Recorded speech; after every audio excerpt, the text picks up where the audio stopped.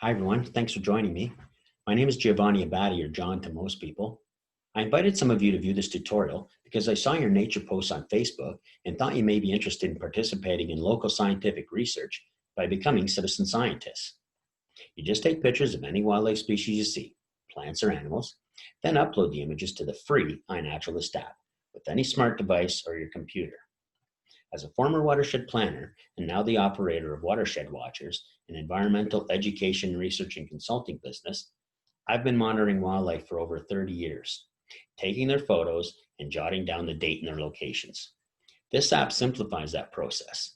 With the date and the time stored with the image, you just record the location using their Google Map feature. Your observations put more eyes in the field and may prove valuable. What is common to your property may be rare locally or in Canada.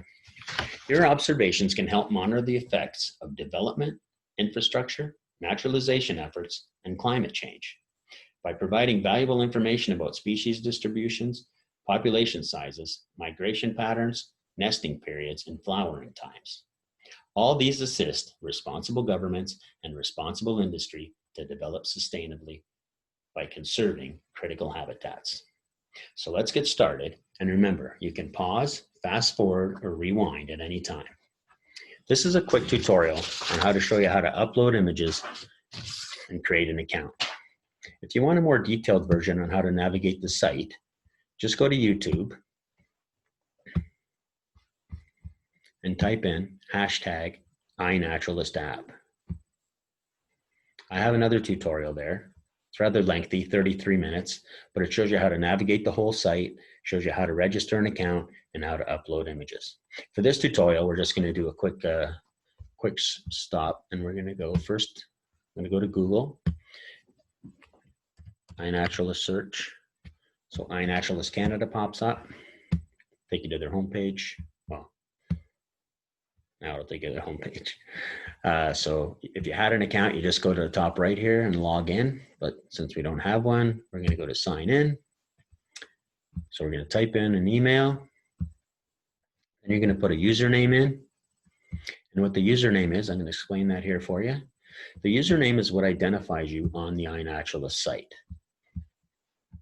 So in my case, my username is Watershed Watcher, my name of my business. You could put your name there, nickname, whatever you want to do. But that just identifies you when you're corresponding on the site through email, uploading images, joining projects. That's how you're recognized, your username. All right, so we go back to registering an account. And you type in a password and you confirm the password. What I did here is, because I don't know about you guys, but I always forget my password. So what I did there to help me remember what my password is for this web page, I wrote my password on a piece of masking tape. I taped it to the monitor of my laptop. So there I know that at the I-Naturalist website, I know my email account I use, I know my username, I know my password, and I know what website I'm on. I took a picture of it with my cell phone. That way it's on my cell phone, because you can use this app on your phone if you want to upload images in the field. So it's on my cell phone. I have all my data handy there. And then from that, I uploaded the image to my laptop, which is what we're looking at here. And then I also have it on my laptop and have all the data handy. So everything's good to go. All right, so now we're going to continue. So that's with the passwords. You verify you're not a robot. And then there's two stipulations that I-Naturalist want you to agree to. One is about licensing. So the licensing part is it allows researchers and projects to use your data as long as they acknowledge you and give you credit for it and don't use it commercially. So you agree to that, yes to licensing, and the other is to consent. This allows I-Naturalist to use your username and your email on their site and to manage their site. They also have to follow privacy rules, so everything should be fine. Okay, so then you go to create an account. I already have an account, so I'm going to back up a step. It's going to take me back to the home page or the web page, and I have an account, so now I'm going to log in. You can use your username or your email. I'm going to use my username, and then you type in your password.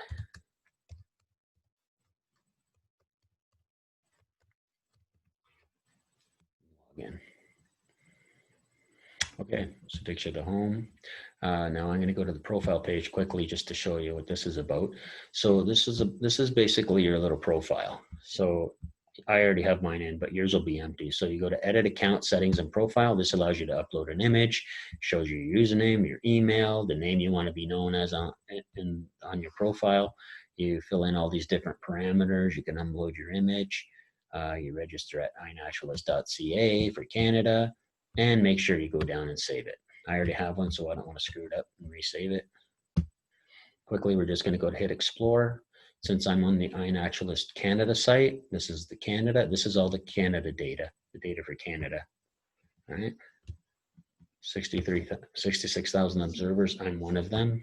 Identifiers are people that help identify what you do, your observations. They verify your observations, and there's 2.5 million observations in Canada. If you click on the X there, it gives you the global data, the world or global international data. There's 37 million observations, which the 2.7 Canadian observations are added, and I'm one of these 1 million observers. All right, so now we'll quickly go to my observations. So this, when you hit your observations, it gives you your information. So I've added 60 observations, 49 species. This shows you the map of where all my observations are. The big red areas around the Detroit area, Essex County. There's one in Ohio, and there's a few in Nova Scotia. That's why my map covers such a large area. If I only had Windsor Detroit sightings, it would basically just be highlighting Windsor Detroit here. And it lists all my observations here in chronological order. So the scarlet tanager would be my 60th observation, and you can just scroll down and it'll go all the way down to 1. Something I want to show you about observations though while we've got this going on here.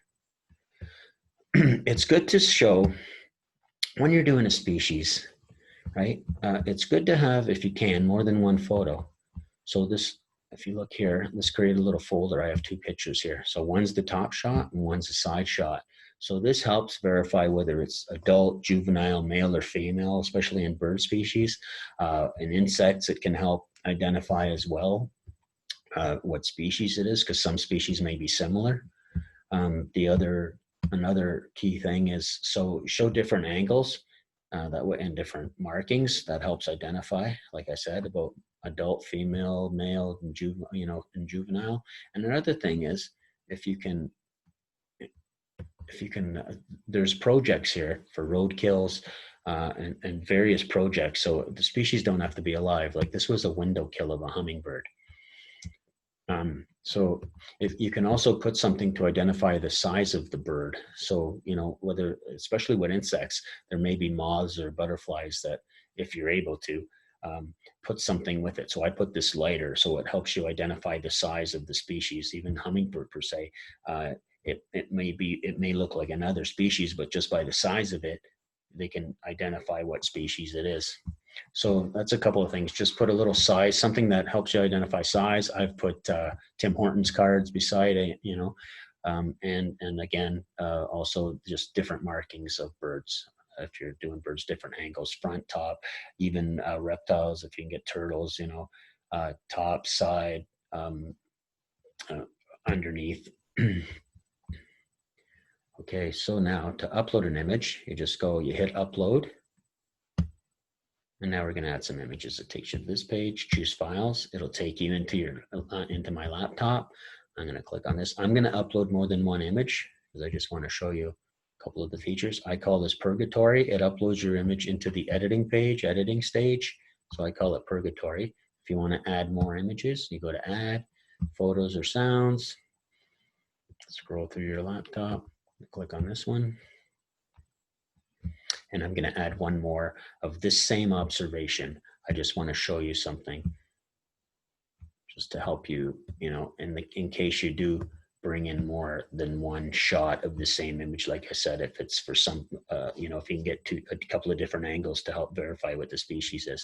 So a great thing about this app is if you don't know what the species is, you just click on species name. This is where you fill out all the parameters, all the observation data. It'll scan your image and give you selections with what it thinks it is. And I know it's a rose-breasted grosbeak, so I'm going to click on that. I took this picture with my digital camera, so the metadata, date and time are there. Now you click on location. When you click on location, the Google Map feature pops up. In their bar, you type where it is. This was at Ojibwe Park, or Ojibwe Nature Center. And this center dot is where you place that over where the observation was. I'm going to zoom in a little bit on this image. I know it was at their bird feeders, which are right. Oops. Oops. Which is behind here. So you take the dot and center it where you saw the observation. That's where the observation was. You can shrink your circle to narrow it down. Okay, I'm happy with that sighting. So I update my observation. It puts in the location there in my sighting.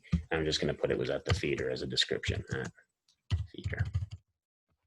Okay, so now for these two, it's the same observation, but this is a chickadee. It was a chickadee nest. So I want this image to be my visual image, the one that sticks out. So I'm going to create a folder. Actually, I'm going to go the other way around. I'm going to drag this image into this. So the nest is going to be on top. So I've got two images here. I just click in my folder. Click. Species name. It probably won't be able to give me anything. I know that it was a chickadee.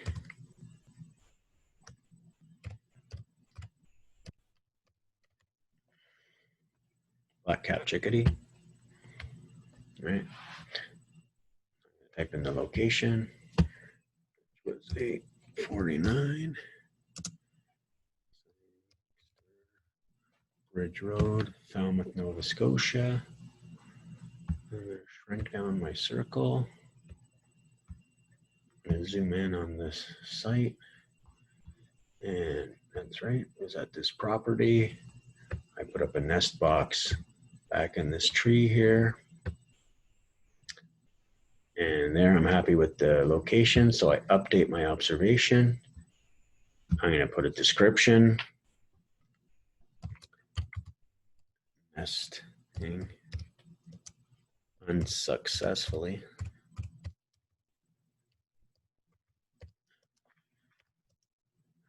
All that liner is all insulation.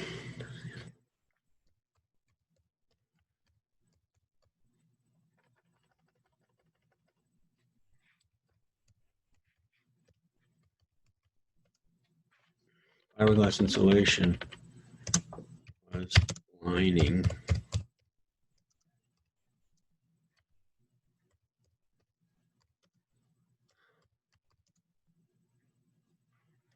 Yeah.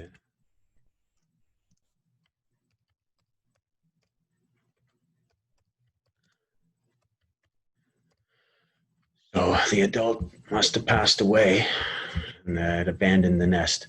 So now I'm happy with the information. I'm going to submit the observations. It's going to be added to my data, to my observations.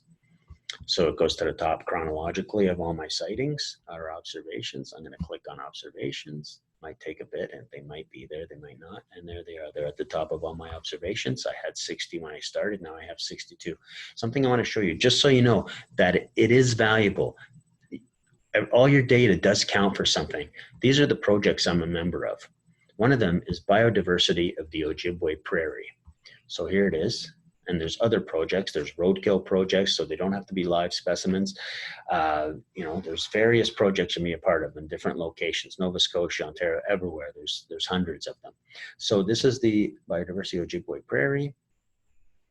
Here's the project area here. It goes along the Detroit River. It includes the Black Oak Heritage Lands, South Cameron Woodline, and all the Ojibwe Prairie complex. So any sighting that's uploaded onto the I-Naturalist app, automatically, if it's within this project area, it goes there. You don't have to sign up for this project. It automatically goes there. Just to show you though, so that's the project area.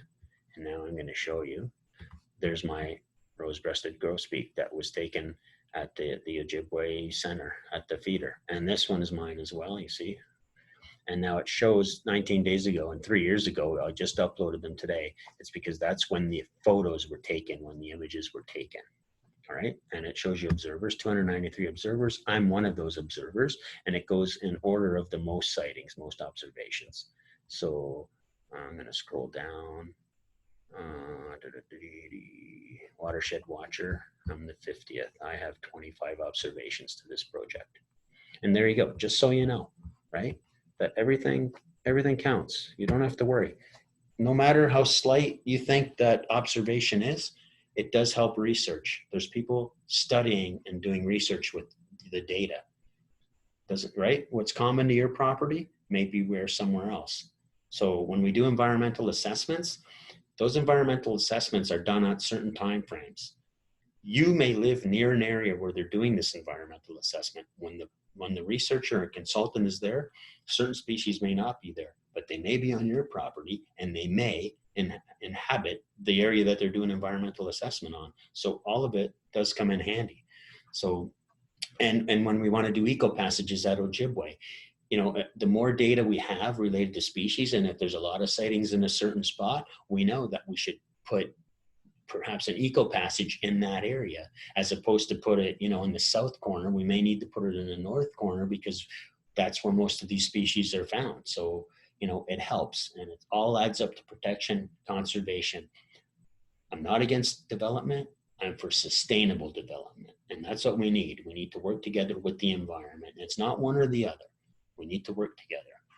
So it's easy. If you need help, you can text me or call me, send me an email. I'm more than willing. It's quick to get on, easy breezy. It took a little while, but you know, I was trying to show you as much as possible. If you think this was helpful, please share with your friends.